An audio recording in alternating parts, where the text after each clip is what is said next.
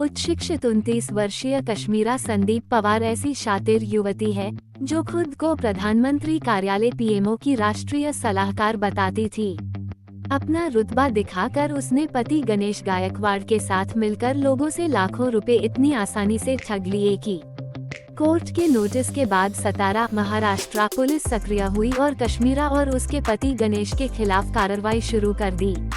82 लाख रुपए की ठगी करने की 3 शिकायतें मिलने के बाद 19 जून 2024 को रात करीब 11 बजे सतारा पुलिस 29 वर्षीय कश्मीरा संदीप पवार और उसके पति 32 वर्षीय गणेश गायकवाड़ के घर पहुंची। कश्मीरा के बारे में आसपास रहने वाले लोग जानते थे कि वो पीएमओ में अधिकारी है, जहां वह प्रधानमंत्री नरेंद्र मोदी से सीधे बात करती है। वहीं गृह मंत्री अमित शाह के इतने करीब है कि वो उन्हें अंकल कहती है। पुलिस जब उसके घर पहुंची तो जो बात पता चली उससे सभी हैरान रह गए। बात ही कुछ ऐसी थी। पता चला कि कश्मीरा पीएमओ में कोई अफसर नहीं बल्कि एक जालसाज है। अब तक वह अपने पति के साथ मिलकर कई लोगों से लाखों रुपए की ठगी कर चुकी है। प्रधानमंत्री के नाम पर ठगी कोई नई बात नहीं है। पिछले साल भी किरण पटेल नाम के ठग ने अपने आप को आईएएस अफसर बताते हुए पीएमओ से जुड़ा होने की बात कही और अधिकारियों के साथ मीटिंग कर उन पर खूब रौब जमाया था। लेकिन आखिर में उसकी हनक धरी की धरी रह गई। वो पुलिस द्वारा धरा गया और उसे जेल की हवा खानी पड़ी। वहीं संजय शेरपुरिया नाम के एक शातिर ठग ने लोगों से पीएमओ से जुड़ा होने की बात कहकर कारोबारियों, बैंकों व अन्य से करोड़ों रुपए की ठगी की, लेकिन बाद में उसे भी जेल की सलाखों के पीछे जाना पड़ा। 11 दिसंबर 2017 को महाराष्ट्र के एक मराठी अखबार के मुख्य पृष्ठ पर एक खबर छपी थी। इसमें कहा गया था कि महाराष्ट्र के सतारा की रहने वाली एक युवा महिला कश्मीरा संदीप पवार को पीएमओ प्रधानमंत्री कार्यालय ने अपना राष्ट्रीय सलाहकार मनोनीत किया है।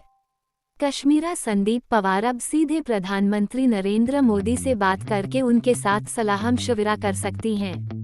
कुछ देर बाद एक मराठी चैनल पर ब्रेकिंग न्यूज चली। इसमें दावा किया गया था कि 24 साल की कश्मीरा संदीप पवार सीधे अजीत डोभाल को रिपोर्ट करेगी। चैनल के एक रिपोर्टर ने कश्मीरा का इंटरव्यू भी लिया। अपने साक्षात्कार में कश्मीरा ने बताया, पीएमओ में नियुक्ति के बाद मैंने सतारा के जिला मजिस्ट्रेट कार्यालय से वीडियो कॉन्फ्रेंसिंग के जरिए राष्ट्रीय सुरक्षा सलाहकार एनएसए अजीत डोभाल व पीएमओ के शीर्ष अधिकारियों से भी संवाद किया। कश्मीरा ने बताया, मैं पीएमओ से जुड़कर ग्रामीण विकास विभाग में काम करूंगी।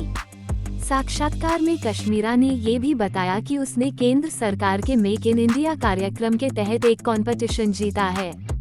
इसके लिए उसे राष्ट्रपति के हाथों अवार्ड भी मिला है। उसके बनाए स्मार्ट विलेज प्रोजेक्ट पर उत्तर प्रदेश के 3 गांवों में काम हुआ है। उसने बताया कि मैं पीएमओ से जुड़कर अलग अलग फील्ड की स्कीम के बारे में केंद्र सरकार को सलाह दूंगी। कश्मीरा ने दावा किया कि एमपीएससी का एग्जाम पास कर उसे डिप्टी कलेक्टर पद पर नियुक्ति मिली थी। बाद में उसे पीएमओ से अटैच किया गया। कश्मीरा से पहला इंटरव्यू पत्रकार विनय कदम परिवर्तित नाम ने लिया था। कश्मीरा ने क्यों किया होटल पर कब्जा? होटल व्यवसायी फिलिप हम्बल ने दिसंबर 2022 में सतारा पुलिस में कश्मीरा और गणेश के खिलाफ शिकायत की थी।